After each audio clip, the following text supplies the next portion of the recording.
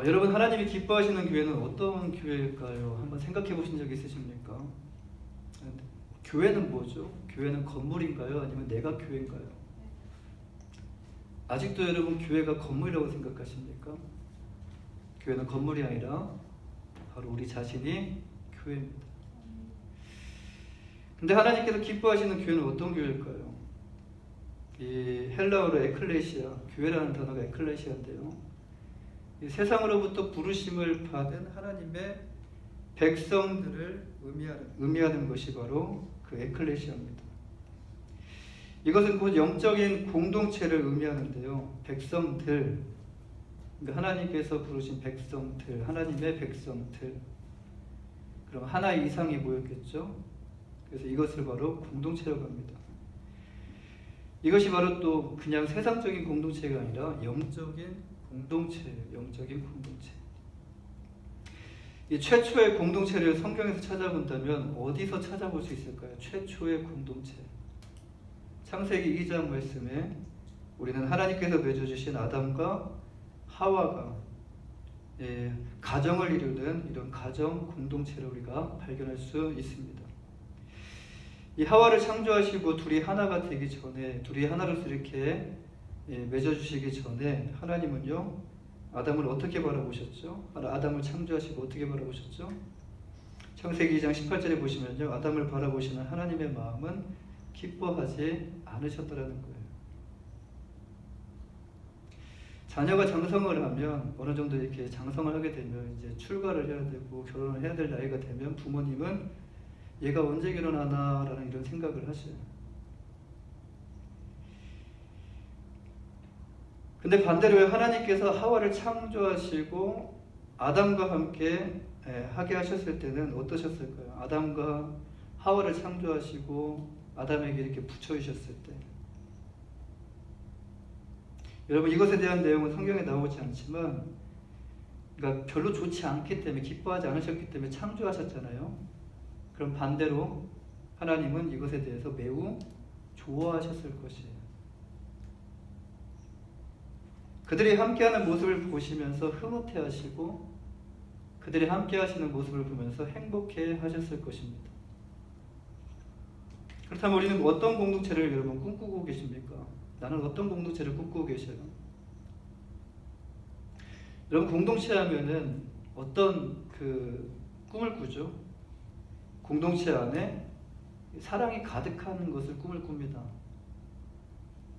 그리고 서로 돕고 섬기는 것을 꿈을 꿔요. 그리고 서로 배려하고 서로 격려하는 꿈을 꿔요. 그리고 서로 헌신하는 그런 따뜻한 공동체를 꿈을 꿉니다. 이런 공동체를 우리 모두는 꿈을 꾸면서 소망을 하고 있어요. 그래서 그런 공동체를 찾아갑니다. 나도 거기에 한 일원으로서, 공동체의 한 일원으로서 살아가기 위해서 그런 공동체를 꿈꾸며 그런 공동체를 우리는 찾아가요. 왜 그러냐면 우리의 마음 가운데 그런 마음이 있기 때문에 그렇습니다.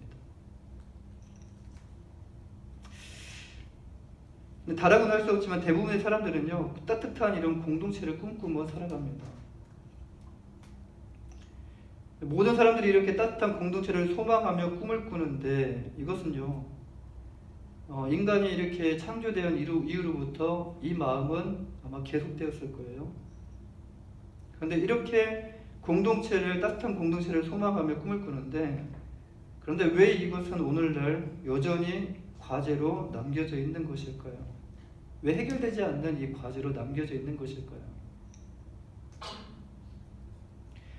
그 이유는요, 여전히 꿈만 꾸고 있기 때문은 아닐까라는 생각을 해봅니다. 꿈은 꿉니다. 그러나 그것에 대한 어떤 희생과 대가 지불을 하려고 하는 마음이 없다라는 것. 내가 아닌 누군가 했으면 좋겠다라는 이런 생각만 품고 있기 때문은 아닐까라는 이런 생각을 해봅니다. 그런데 우리가 알아야 할 것은요, 이 세상 그 어느 곳에도 공동체를 하나로 만들 수 있는 방법은 없다라는 것이에요. 그렇다면 우리 목장교회 공동체는요, 어떻게 하나가 될 수 있을까요? 여러분, 그 키가 무엇일까요? 첫 번째 키는요, 성령님입니다. 아, 오늘 또 성령 얘기하는구나 라고 하실 수도 있어요. 근데 성령님이 계셔야지만이, 성령님이 우리의 마음 가운데 있으셔야지만이 여러분, 지금 우리가 함께 나눈 이 7가지가 진행이 될 수가 있어요. 우리의 힘으로 할 수 있는 것이 아닙니다. 사랑도, 용서도, 용납도, 섬김도, 헌신도, 중보기도도, 격려도, 이 모든 것이 다 우리의 인간의 힘으로서 할 수 있는 것이 아니라는 거예요. 가장 중요한 것은요, 성령님이 그 안에 계셔야 된다는 말씀이에요. 성령이 우리를 위로하시고 우리를 위로하게 하셔요. 성령이 우리 가운데 하나님의 사랑을 느끼게 하시고 그 사랑으로 사랑하게 하셔요. 첫 번째가 성령님이십니다. 오늘 본문 3절 말씀을 보면요, 평안에 매는 줄로 성령이 하나 되게 하신 것을 힘써 지키라. 누가 하나 되게 하셨다고요? 성령이 하나 되게 하셨다라는 거예요. 성령이 하나 되게 하셨다. 교회와 세상이 다른 것은요, 성령이 계신다는 거예요. 누가 우리 모두를 하나 되게 하여 주셨습니까? 성령이 하나 되게 하여 주셨다는 거예요. 주님께서 공생애 동안 사역을 하시면서 12명을 제자로 부르시고 12명의 제자와 3년 6개월 동안 3년에서 3년 6개월 동안 그들과 함께 동고동락 하셨어요. 성경에 보면요, 공동체 안에서 그들의 모습은 어땠습니까? 늘 만나면 어떻게 해요? 늘 눈만 뜨면 어떻게 해요? 시기하고 서로 자신이 더 크다라고 서로를 그냥 세워가며 그렇게 생활했던 그런 공동체였어요. 그래서 주님은 제자들에게 이렇게 말씀하지 않으셨을까요? 서로 사랑하라. 이 말씀이 왜 나왔을까요? 용서하라 라는 말씀이 왜 나왔을까요? 그들 안에 용서가 있으면 그 말씀이 나올까요?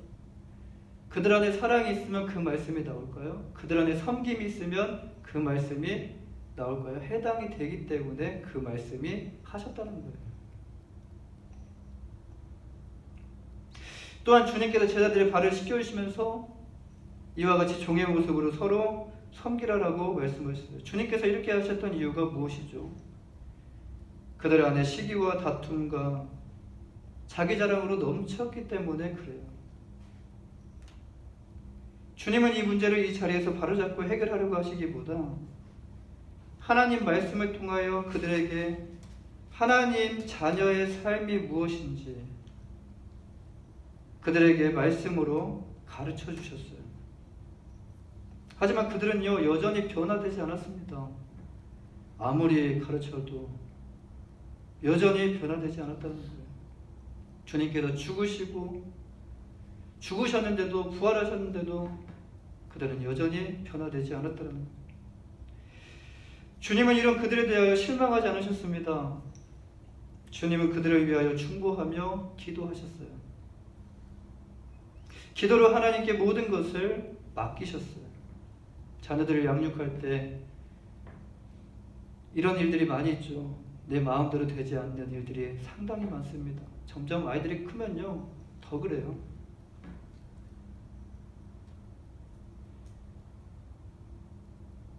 근데 주님께서는요, 그들을 위하여 중보하며 기도하셨어요. 기도로 하나님께 모든 것을 맡기셨어요. 요한복음 17장 11절 말씀에서 주님은요, 나는 세상에 더 있지 아니하오나 그들은 세상에 있사옵고 나는 아버지께로 가옵나니 거룩하신 아버지여 내게 주신 아버지의 이름으로 그들을 보존하사 우리와 같이 그들도 하나가 되게 하옵소서. 하나가 되게 하옵소서. 주님은 이렇게 해야지만이 하나가 된다라고 강요하시거나 그들을 억지로 하나 되게 하지 않으셨어요.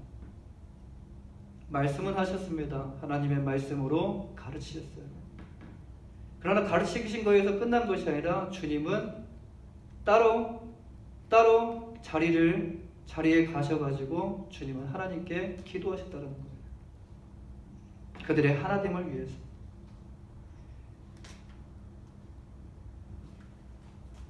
주님은 신실하신 하나님을 믿고 신뢰했습니다. 주님은 성령께서 오시면 그들은 변화할 것이라는 것을 알고 계셨어요. 주님께서 승천하시고 난 후에 사도행전 2장 1절에서 4절 말씀을 보면요, 이제 그들에게 성령을 부어주시는 장면이 나와요. 이 성령을 부어주시고 난 후에 그들이 어떤 모습으로 달라졌냐? 오합지졸이었던 그들을요 하나 되게 하셨다라는 말씀이에요. 하나 되게 하셨다. 누가 하나 되게 하십니까?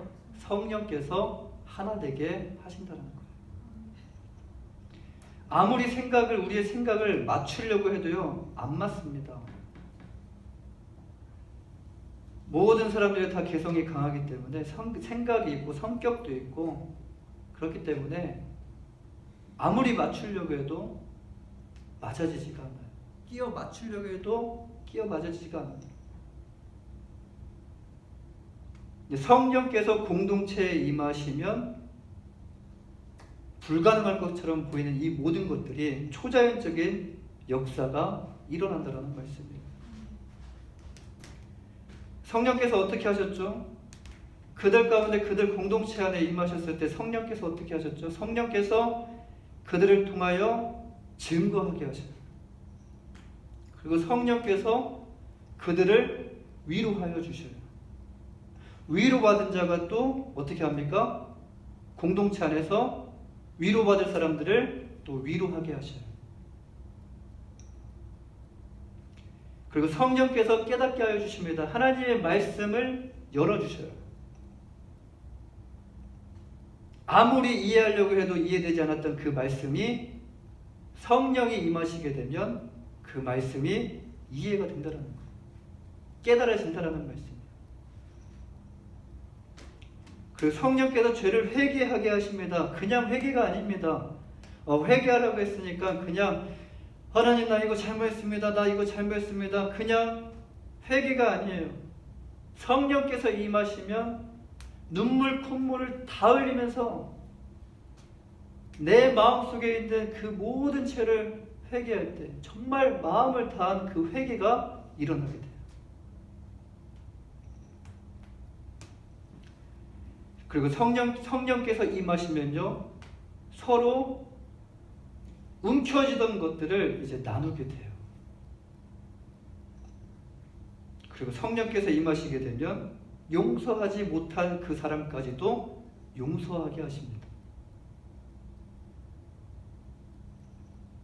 이렇게 성령 충만한 공동체가 되면요 우리 공동체를 이제는 정말 불가능하게 보였던 그 공동체가 성령의 그 초자연적인 역사하심으로 이제 공동체가 하나 되게 하여 주신다라는 말씀이에요. 그래서 무엇을 위해서 기도해야 됩니까? 성령의 충만함을 받을 수 있도록 기도하셔야 돼요. 우리 함께 모여서 성령의 충만함을 받을 수 있도록 기도하자. 왜냐? 성령을 받으면 그 이후에 모든 것이 다 자연스럽게 이루어지기 때문에 그래요. 성령이면 다 됩니까? 라고 말씀하실 수 있지만 성령이면 끝나요. 할렐루야. 성령이면 끝나요. 성령을 받은 공동체는요 말을 하지 않아도 뭔가 강요하지 않아도 성령을 받은 공동체는 생각이 뭘 이리저리 막 설명을 하면서 하나 되게 하시는 것이 아니라 한마디만 해도 성령을 받은 공동체는 하나가 된다라는 말씀이에요. 믿으십니까? 안 믿기십니까? 그래서 무엇을 위해서 기도하셔야 돼요? 성령 충만을 위해서 기도하셔야 돼요. 할렐루야. 두 번째 키는요. 첫 번째는 성령님이십니다. 두 번째는 한 소망이에요. 한 소망. 공동체가 성령을 받으면요. 이제 성령께서 그들 안에 어떤 일을 일으키시냐면 그들 안에 한 소망을 품게 하시는 역사를 일으키셔요. 성령은 누굽니까? 거룩한 영이죠. 성령은 누구셔요? 그리스도의 영이에요. 그러면 성령을 받으면 어떤 마음을 품게 돼요? 예수 그리스도의 마음을 품게 된다는 거예요. 이해해서 품는 것이 아닙니다. 내가 하고 싶어서 품는 것이 아닙니다. 성령을 받을 때, 성령이 내 안에 계실 때 이 마음이 품어진다는 거예요. 여러분, 이것은요, 열심히 강단에서 어딘가에서 열심히 침을 튀겨가면서 가르친다고 되는 것이 아닙니다. 성령을 받아야 한 소망을 품게 돼요. 한 소망을 품게 이해는 합니다. 그러나 마음이 움직이지가 않아요. 이해는 돼요. 이렇게 하는 것이 이렇게 된다라는 것을 이해는 돼요. 근데 마음이 움직이지가 않아요. 감동이 없어요. 오늘 본문 4절 말씀에 보면요, 너희가 부르심의 한 소망 안에서 부르심을 받았느니라 라고 말씀합니다. 우리 그리스도인들은요, 하나님께 한 소망 안에서 부르심을 받았습니다. 지금 이 자리 가운데 하나님께서 예수 그리스도의 그 이름으로 한 소망을 가지고 이 자리 가운데 우리를 부르셨어요. 그렇다면 한 소망은 무엇을 의미하죠? 한 소망, 말씀드렸죠? 우리의 유일한 한 소망은요, 예수 그리스도예요. 우리의 자랑은 뭐예요? 예수 그리스도예요. 왜 그리스도가 우리의 유일한 소망입니까? 라는 질문을 하실 수도 있어요. 왜 그리스도만이 우리의 유일한 소망입니까? 요한복음 5장 24절 말씀에서 주님께서는요, 내가 진실로 진실로 너희에게 이르노니 내 말을 듣고 또 나 보내신 이를 믿는 자는 영생을 얻었고 영원한 생명을 얻었고 심판에 이르지 아니하나니, 그 다음이 중요합니다. 사망에서 생명으로 옮겼느니라. 그게 뭐가 중요합니까? 라고 하실 수도 있어요. 예수 그리스도를 통하여 우리가 사망에서 생명으로 옮겨졌다는 것은요, 이것은 우리에게 엄청난 의미를 우리에게 줍니다. 지금 이렇게 우리가 살아있기 때문에 안 죽을 것처럼 보이거든요. 근데 시간이 지나고 때가 되면 우리는 안 죽을 것처럼 우리가 느껴졌지만 때가 되면요, 우리는 다 죽게 됩니다. 지금은 뭐 건강하고 지금은 아무런 뭐 일들이 없는 것처럼 보이지만, 그러나 때가 되면 이 땅에서 아무리 잘 나가고 아무리 성공을 하고 건강하게 오래오래 살아도요, 사람은 결국 여러분 무엇으로 마치게 되죠? 죽음으로 마치게 된다는 거예요. 잘 나가고 성공하면요, 그때는 그것 때문에, 잘 나가는 거 그리고 성공하는 것 때문에요, 여러분 소망이 있다라고 생각을 합니다. 이 빛이 조금이나마 보여요. 그래서 그걸 놓치지 않으려고 어떻게 하죠? 움켜쥐어요. 건강하게 오래오래 살면요, 그때는 소망이 있는 것처럼 또 보여요. 나는 병 안 들 것처럼 보여요. 그런데 그것은 여러분 잠시일 뿐이고, 어느 순간에 죽음이 내 눈앞에 다가와서 기다리고 있는 것을 우리는 보게 돼요. 죽음의 그림자가. 이 세상에서 이것을 해결한 사람은요, 아무도 없습니다. 건강한 사람도, 그렇게 튼튼했던 사람도, 그렇게 잘 나갔던 사람도, 그렇게 성공했던 사람도 결국 인간은요, 죽음으로 인해서 절망 가운데 놓이게 된다라는 거예요. 소망이 있는 것처럼 보일 뿐이지 절망이 눈앞에 기다리고 있습니다. 그것을 생각은 안 하려고 할 뿐이에요. 생각하면 그냥 어두워지기 때문에 생각하면 기운 쫙 빠지고 그러니까 좋은 것만 생각하려고 합니다. 우리들이요. 그런데 이 절망의 문제를 하나님의 독생자 예수 그리스도가 해결하여 주셨다는 말씀이에요. 예수 그리스도를 믿는 자를 사망에서 생명으로 옮겨 주셨습니다. 영원히 죽지 않게, 영원한 사망으로 들어가지 않게 예수 그리스도를 믿는 자를 영원한 사망에서 영원한 생명으로 옮겨 주셨다는 말씀이에요. 이게 우리에게 주신 유일한 한 소망이라는 말씀이에요.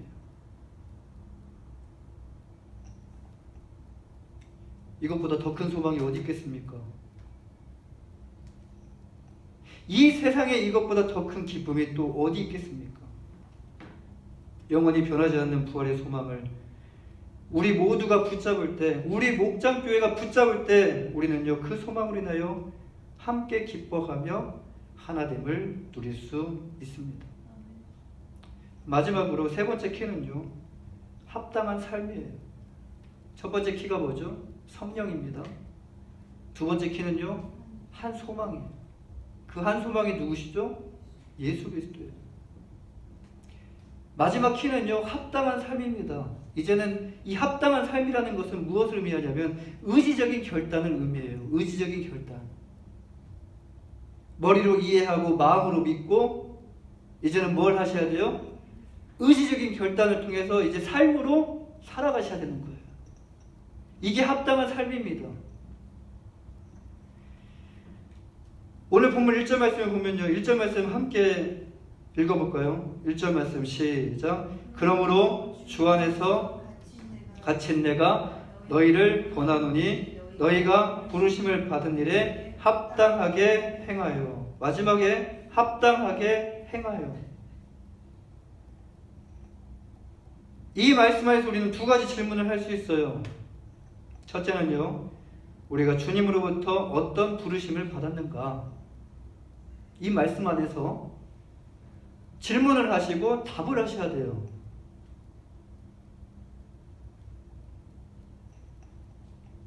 우리가 주님으로부터 어떤 부르심을 받았는가? 둘째는 그렇다면 합당하게 행하는 삶은 무엇을 의미하는가? 합당하게 사는 삶은 무엇을 의미하는가? 합당하게 행하라고 하셨는데 그 합당한 삶이 무엇일까?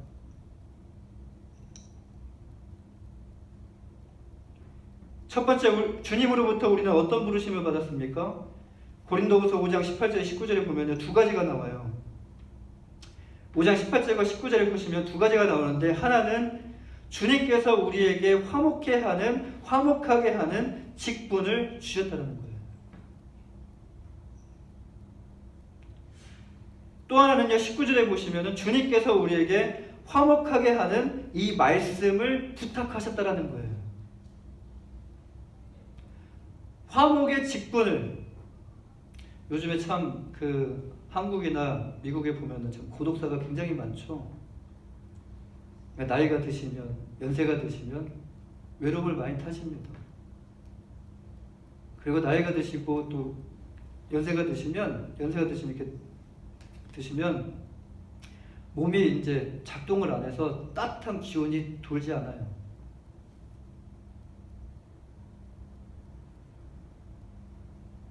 근데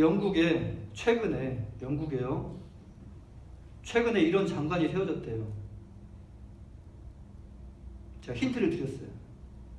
어떤 장관이 세워졌냐면 고독부 장관이 세워졌다고 합니다. 고독부 장관.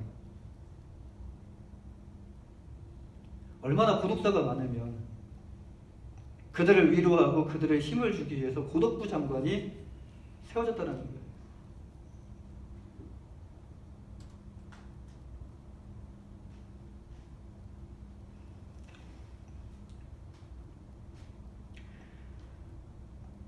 우리가 가져야 되는 것이 우리가 가는 곳곳마다 외로움을 고독하신 그런 사람들을 찾아가서 또 화목을 전하고 화목의 말씀을 전하고 화목할 수 있도록 이 직분과 이 말씀을 우리에게 부탁하셨다는 거예요. 이 말씀을 종합해 보면요, 우리는 주님으로부터 무엇을 위하여 부르심을 받았습니까? 바로 화목을 위하여 부르심을 받았다는 거예요. 주님께서 화목을 위하여 무엇을 행하셨죠? 화목을 위해서 무엇을 행하셨죠? 위로는 하나님과 화목하게 하시고, 그리고 옆으로는 이웃과 화목하게 하고, 또 우리가 놓치고 있는 부분, 자연과 이 다시금 화목하게 하시기 위해서 모든 사람의 죄를 대신하여 십자가에 달려 죽으셨다는 거예요. 고린도후서 5장 14절 말씀에 그리스도의 사랑이 우리를 강권하시는도다. 우리가 생각하건대 한 사람이 모든 사람을 대신하여 죽었은즉 모든 사람이 죽은 것이다 라고 말씀합니다. 이제 우리 그리스도인들이 나가야 할 방향은 무엇이죠? 우리가 서 있는 이곳에서, 우리가 서 있는 모든 곳에서 화목의 대사의 이 사명을 감당하셔야 된다는 말씀이에요. 예수 그리스도만이 소망이고 예수 그리스도만이 영원한 생명이라는 것을 아직도 이 사실을 모르고 죽어가는 영혼들에게 이 화목의 메시지를 전달하는 사명을 감당하셔야 된다는 말씀이에요. 이제 이 사명을 감당하기 위해서 이제 우리의 생활은요, 어떤 삶을 살아가야 됩니까? 이 메시지만 전하는 것이 아닙니다. 이제 우리의 생활까지 달라져야 된다는 거예요. 오늘 본문에 보시면 합당하게 행하라고 말씀하시죠. 빌립보서 1장 17절 말씀을 보면요, 오늘 말씀과 비슷한 말씀으로 조금 더 구체적으로 합당한 삶이 무엇인지를 이렇게 말씀해 주고 계시는데, 오직 너희는 그리스도의 복음에 합당하게 생활하라. 오직 너희는 그리스도의 복음에 합당하게 생활하라. 여기서 합당하게 생활하라는 그 문자 그대로 이렇게 번역을 하면 시민답게 살라라는 뜻이에요. 시민답게 살라. 그렇다면 우리 그리스도인들은 어느 나라 시민입니까? 어느 나라 시민이죠? 미국 시민일 수도 있고 한국 시민일 수도 있지만 우리 그리스도인들은 하늘나라 시민입니다.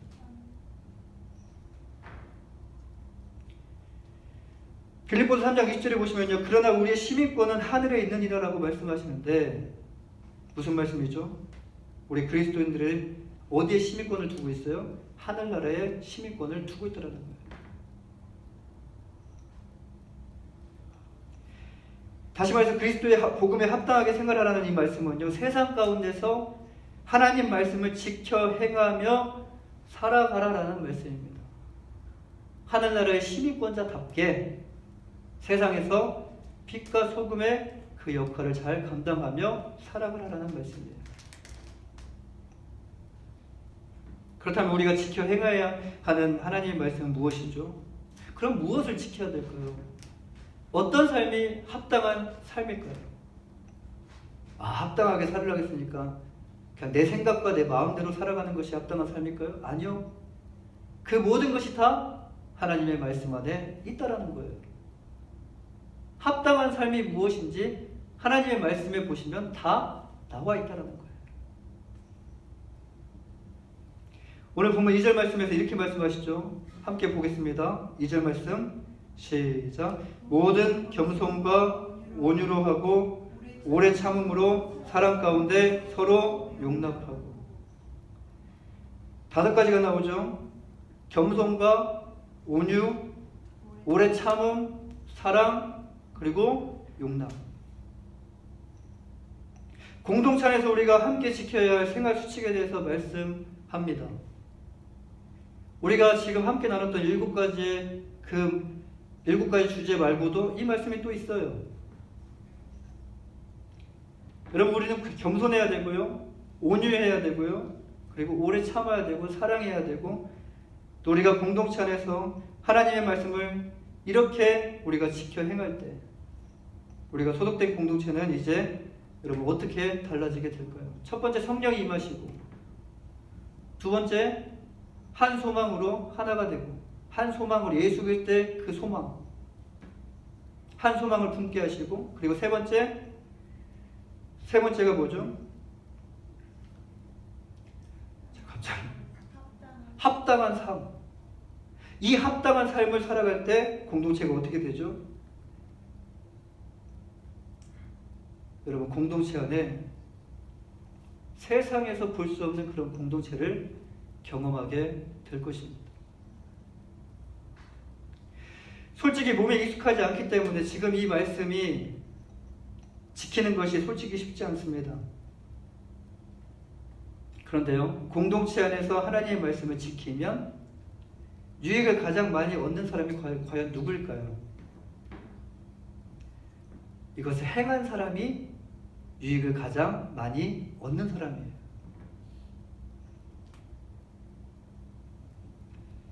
우리 자신이 달라지게 됩니다. 옆에 있는 사람보다 우리 자신이 달라지게 돼요. 이렇게 우리 자신이 달라지게 되면 공동체는요, 자연스럽게 달라지게 되고 변화의 속도가 더딜 수도 있어요.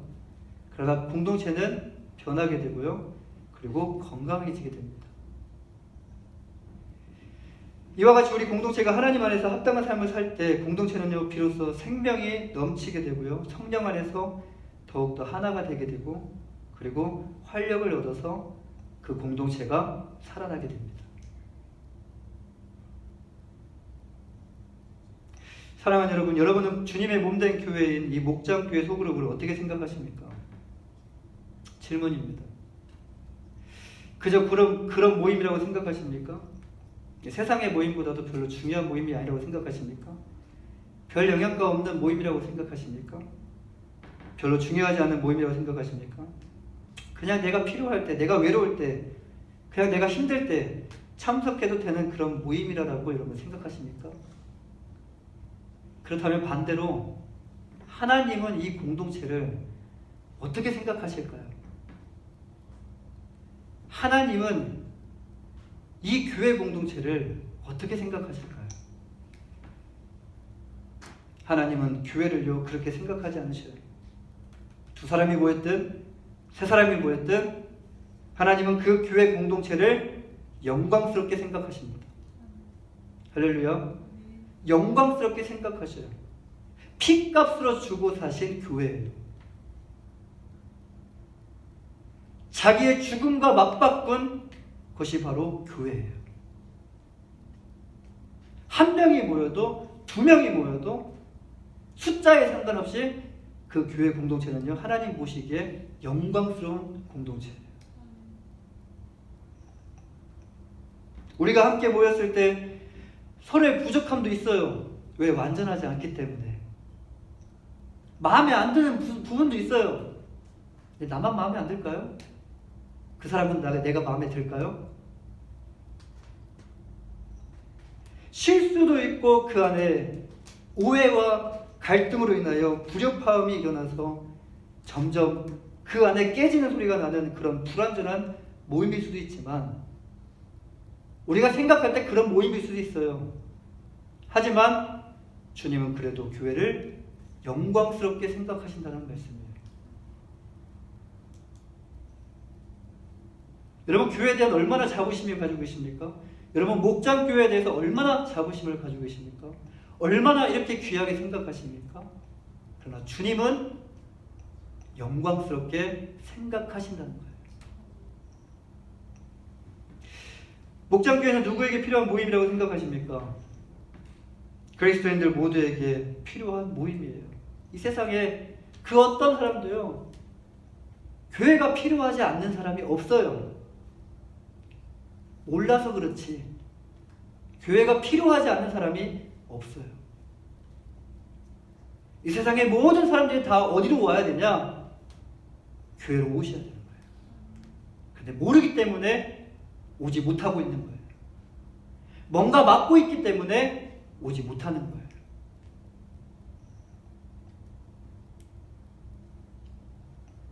조금 더 좁게 접근해서 말씀드리면요, 여기에 있는 여러분 모두에게 필요한 모임이 바로 목장교회 소그룹 모임입니다.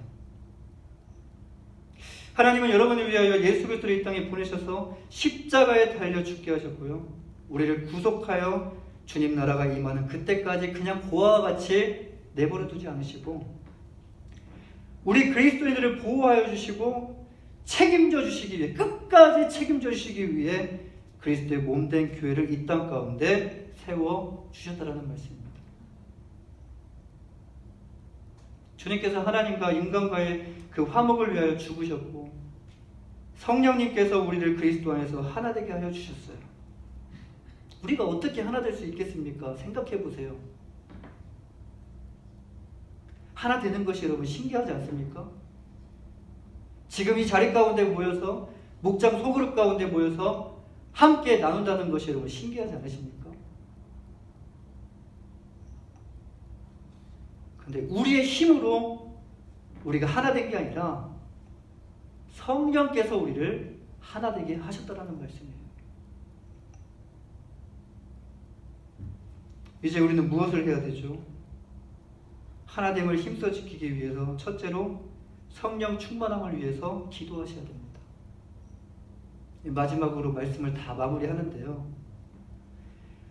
이제 이것을 위해서 우리가 함께 모여서 성령 충만함을 위해서 기도하셔야 돼요. 두 번째로 우리의 유일한 소망 되시는 분이 누구신가? 지금 내가 붙잡고 있었던 소망은 무엇이었는가? 잘못된 소망이라면 내려놓으셔야 되고 우리의 유일한 소망 되신 예수 그리스도가 목장교회 안에서, 가정 안에서, 교회 안에서 중심이 될 수 있도록 힘쓰셔야 되고 마지막으로 복음에 합당한 삶을 살 수 있도록 나뿐만이 아니라 서로를 위하여 중보하며 기도하며 격려하며 복음에 합당한 삶을 살 수 있도록 서로 힘쓰셔야 됩니다. 성령께서 하나 되게 하신 그 교회 공동체를 세상으로부터 힘써 지키는 우리를 하나 되게 하신 하나님의 그 은혜를 생각하며 우리를 하나 되게 하신 하나님의 그 사랑을 생각하며 세상으로부터 악한 마귀로부터 우리 교회 공동체를 힘써 지키는 여러분 모두가 되시기를 주님의 이름으로 간절히 축원합니다. 기도하겠습니다.